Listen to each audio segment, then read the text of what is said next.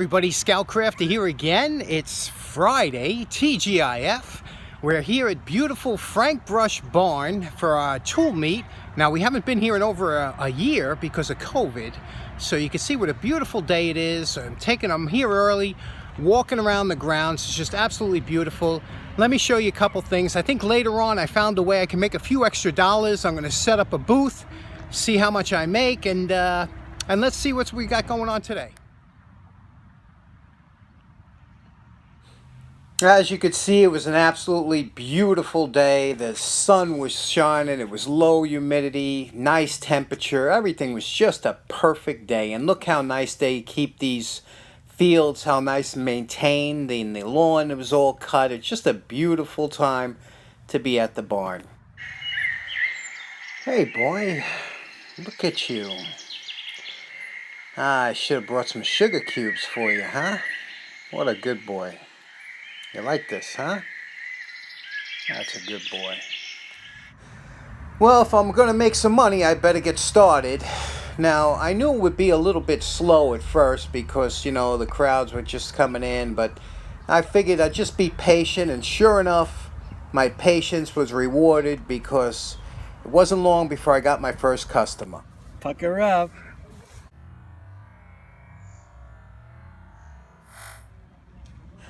Well, now that I earned some spending money, and let me tell you, I did earn it, I figured it was time to go inside and see what kind of tools that we are going to come across today. Now, because of the COVID restrictions and things like that were just being phased out, we did have about half the sellers turn up than normal, but I have to tell you, this was definitely a quality over quantity show where there was a lot of great stuff to be had. So just take a look at some of these great things that was just floating around on the tables, and I picked up some really good stuff, met some really great people. Look at this Michelob sign for $5.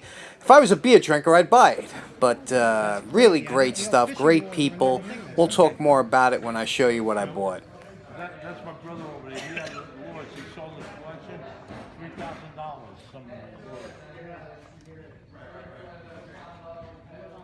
How much? $10. I got your last one for $8, remember?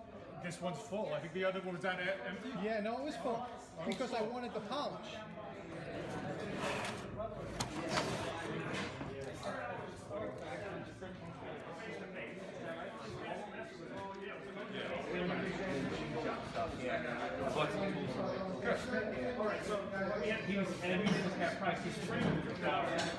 Hey, by this time we're having a great time at the show. We step out in the parking lot, we're back and forth, we look and I see this beautiful vintage FJ style, it's a Land Cruiser Toyota 1971, and I'm like, we got to check out this vehicle. Look how cool, this all original.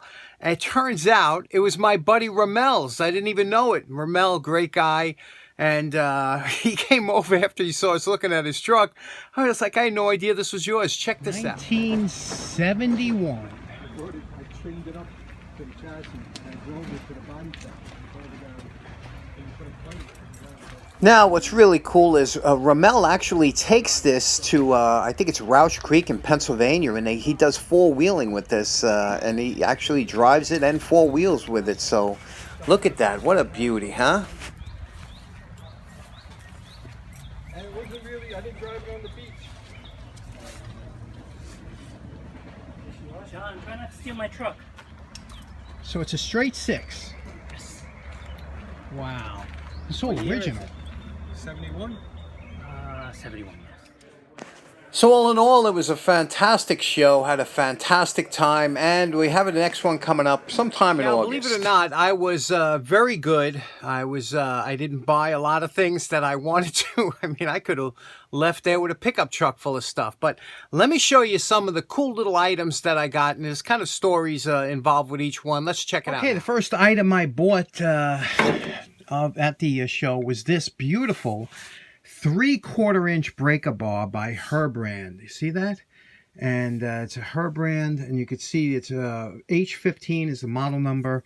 and it came with a socket. It's a SK socket, 15/16 socket, which is a lot of lug nuts are like that. So I'm sure that this was, you know, probably used to snug down some lug nuts or whatever, but it's just beautiful. I cleaned it up a little bit, had a little surface rust, but that's all I'm going to do with this. It's beautiful, and paid $5 for that. Is that unbelievable? The next item I bought was this nice little assortment of wooden pieces. You know, there's so many things you could use them for. The little wooden balls, I used to make spin tops out of these wheels. There's pegs in here. There's square wheels. It's just like, if you're barrels, all kinds of stuff. And you can see here I paid $5, but you know, you never know when you might need just a little something for a project that you're going to do. So I picked this up. Next up, I picked up this nice Coase wrench. Again, this was a $5 wrench, but the handles are so incredibly tight. It is really one of the better wrenches I've ever seen condition-wise. I mean, look at the jaws, perfectly straight, no damage. And I didn't want to do this over, but I just wanted to do a nice cleanup on this to describe, because a lot of people like these type, and they're beautiful. Nobody banged on it. It just, I mean, for $5, it's going to come out gorgeous. But I'm just going to do a cleanup. I'm not going to, because to take these, when they're wrecked, you take them apart. You got to punch the pin out, slide the handle down, and do it apart. But you can clean it up just like this without taking it apart, which a couple people have been asking me about. We're going to do that in an upcoming project. Next up, another $5 wrench. You saw me do this a while ago. Remember the pipe wrench, that odd pipe wrench here? And it was the Walworth Pomeroy, remember? #1, but again, they come with different jaws. You pop this pin out, and this one here looks like to be almost like a 1/2 inch, right? 1/2 inch pipe, very small. So again, you know, once you have one, I tend to, I get like that. I start buying multiple. And I ran into my buddy George, and George watches the show, and it's funny, George, I'm saying, I remember George and I shared a hobby, and I couldn't remember which one it was, and he said cars, and I'm like, I don't know if it was antique cars, but it was tether cars. That's the hobby that George and I shared that I forgot about. He was big into tether cars, much more than I. He was running them like professionally.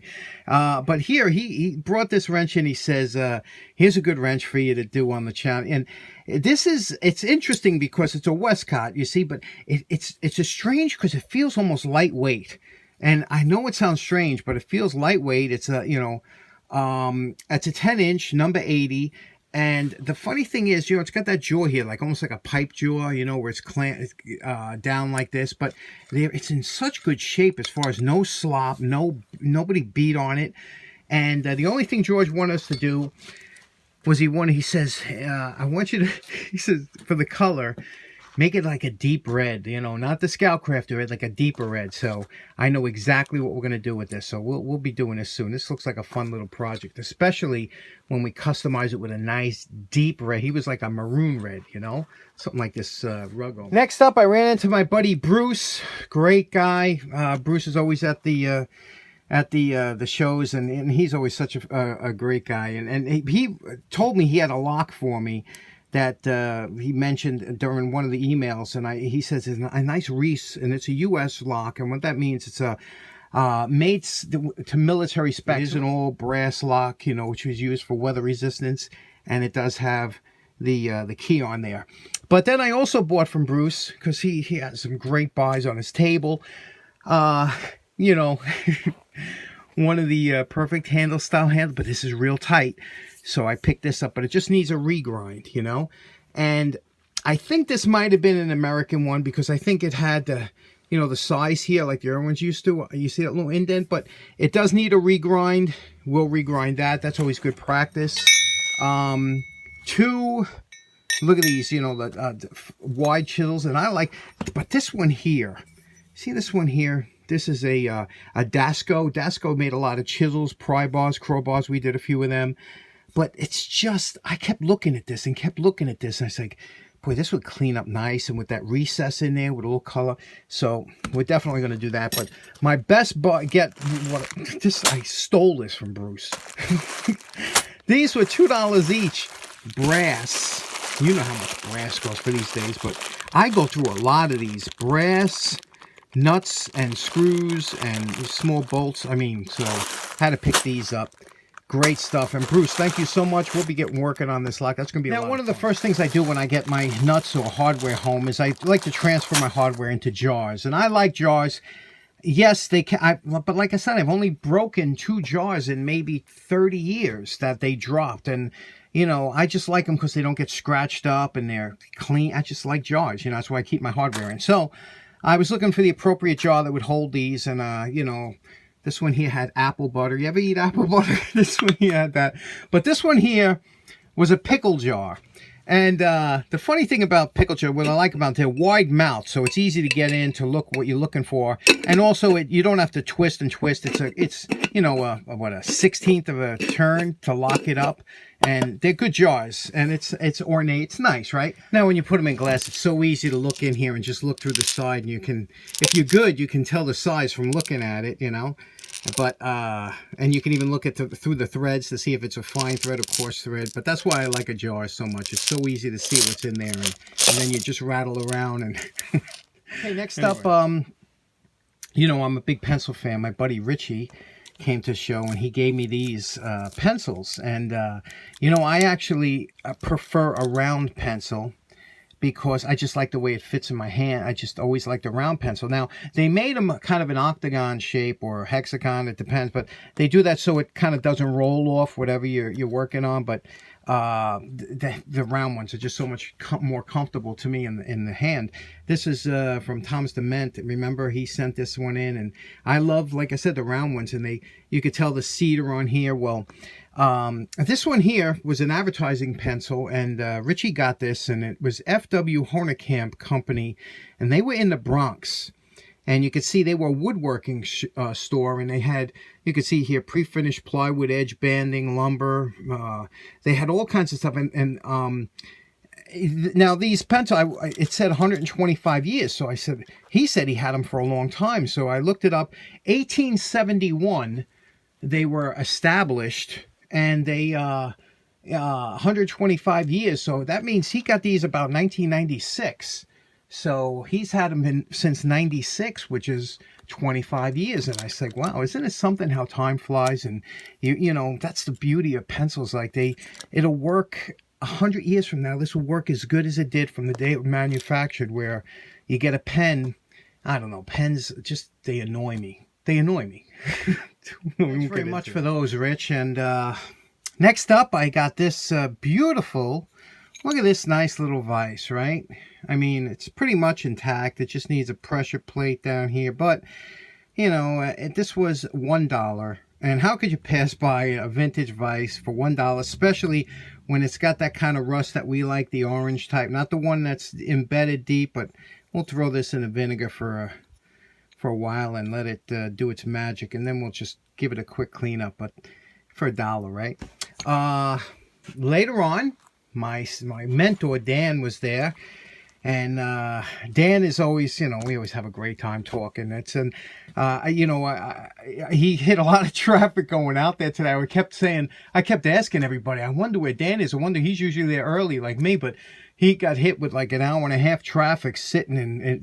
But Dan gave me this. He says, this is one of the best utility knives you'll ever use. And I'm like, really? He said, yeah. He uses a lot of utility knives and stuff. But he says, what's so nice about this one is it's extremely light, and it is. It's a featherweight light. But he says it's got just a nice feel to a nice touch. The blades are so easy to change by just pressing this down, pulling the blade out. But he showed me a tip that you don't usually see, not too often, and that is, he says, whenever you see his knives, he always puts 1 and 2 on the blades, and that's so he could tell if he used the other side. And that's so true, he says, because, you know, a lot of times we'll use a blade until the thing is dull, and I'm guilty of it. You know, I never change my blades, and I should. But they get real dull, and you know, and if they're not chipped up or damaged or something, you switch it around. You can't really tell with. But this way, he knows. He's smart because he uses the blades the way they're supposed to be. When they get a little bit dull, he changes them out. But me, I leave them in forever. But nice little a knife locking, and he says that these things are great. So looking forward to using this. Thanks, Dan, for that. And next up, this is really, we had a lot of fun with this thing. And right now, I'm sure there's a good amount of you that are smiling because you know what this is. But if you're under 35, there's a good chance you have no idea what this is. So take a look at this for a second, right? And what do you think it is? And I'll tell you in a second. Okay, now what this is, it's a high beam switch cover. Now, back in the 60s and 70s, when we were all customizing our cars any way we could, you know, we would go down to the speed shop and you would get everything from things to hang from your mirror, you know, to headlight covers and any kind of chrome and wheel covers. And, you know, you don't have a lot of money because, you know, we were just working part-time jobs at the time, whatever, going to school. So this was one of the things that you would buy to kind of dress up your car. And years ago, they used to have, instead of on the steering wheel having a high beam adjuster or switch, it was always on the floor. It was a little round button switch that was on the floor on the upper left hand corner, and when you stepped on that switch, it would activate the high beams. Now this would go over that switch top, and you would screw these screws down, it would lock it on, and that would be sitting there proud like that. And it was kind of a way to customize your vehicle. Now they also had a right foot which was bigger for the gas pedal that you would put over the gas pedal, and had two screws and would fasten this to the gas pedal. Again, it was the right foot. And you know, they always had these on the old VW, like the Bugs, the Baja Bugs and the Dune buggies and stuff. It's just something pretty Next cool. Up, I got this. This was the biggest purchase for me of that day. This is a F.E. Myers. You can see what the top looks like here. It is a pump. And what's so cool about this, my good buddy, he's a retired firefighter, and this guy has always the coolest stuff, but he found this, and take a look at how this works. Can you figure out what this is? I mean, it's just fantastic. And F.E. Myers was a maker of all different kind of pumps and things like that. And this was what they called their bucket pump. Now, what you would do, you can see there's a hose here. This section here would go into a bucket, okay? Much like here. You would put the bottom into the bucket like that. And you see you stood over here. And that would allow you to stand on it to give it stability.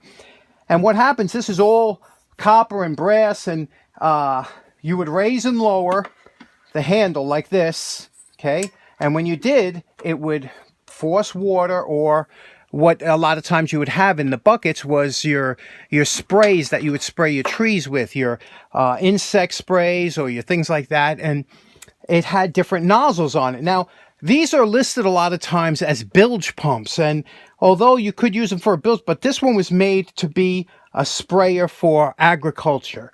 And you can tell because it has two different nozzles, which I think is really cool.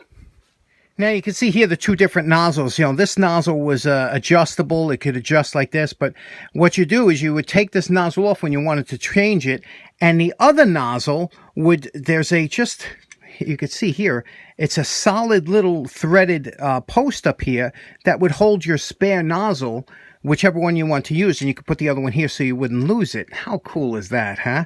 But again, everything, it looks like it might work. It might need a leather washer in here, but I'm going to stick it into a bucket and see of water and see if it does work. But it's definitely really interesting. It's patented, you can see the patent date on here. It was patented January 16th, 1912. I don't know if you can make that out.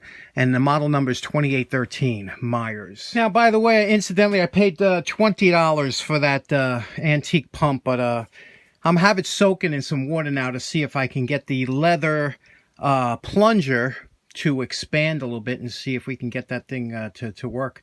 Lastly, I picked up these beautiful 2 lanterns. This one here, I have a couple of these. I love these things. This is made in the Czech Republic. You can see here, it says made in the Czech Republic. And this is a model 865. These things are just, it's a nice size. It throws off a lot of light, and has a nice coating on there. And of course the bottom, you know, solid. So pick that up. And then of course a Deet Night Watchman, or a night watch. And these, again, you got to look at the bottom. It's the first thing you look at. Always look at the bottom. Make sure that there's no rust or anything. That's because that's a leak is always a problem, you know. And then the other thing you do is you try and look inside here, and you can see it looks very nice in there. So we'll clean these up, fire these up tonight, just to see what they look like, because they do have the wicks in there. But we'll do a quick cleanup on these because I leave these original. Okay, here we are. They're all cleaned up, and if you could see inside here, you could see they're absolutely pristine, both of them.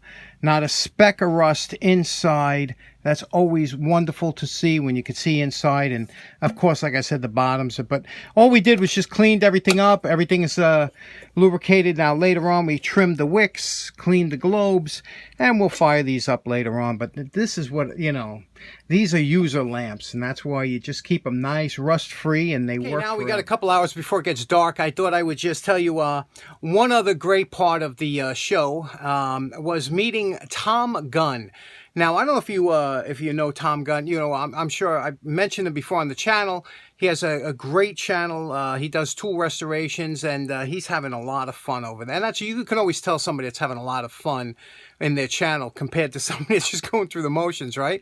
Tom's having a blast doing this stuff, and he lived close to the Brush Barn, so I gave him a heads up that the show was coming. He had another engagement. I was like, oh darn, you know, I was hoping he'd make it, but then all of a sudden his other engagement fell through. He was able to make it, and Tom is such a great guy. We've never seen him on camera, so I didn't know who he was.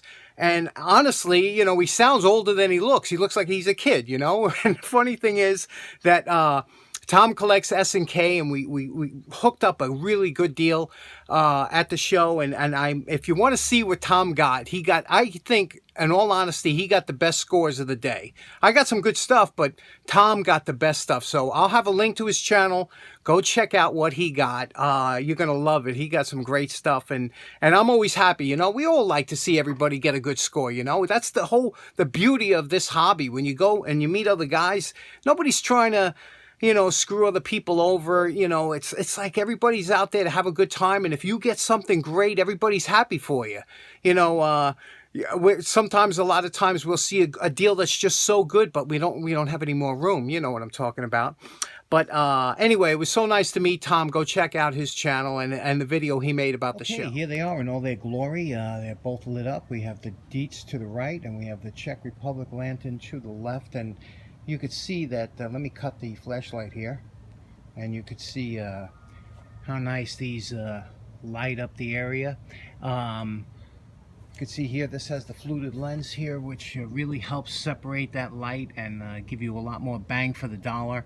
And of course, this one here is always a good performer and throws off a lot of light for that little lantern. As you can see with the video, you know, it dims it out a little bit, but they are quite bright. Closing, sorry this video ran so long, but I had to cut out like 10 minutes. It was that long. But anyway, hope you have a great weekend. Take care now. Bye-bye. And don't forget to stop by and say hello to Tom and see the cool things that he picked up at the show. Take care now.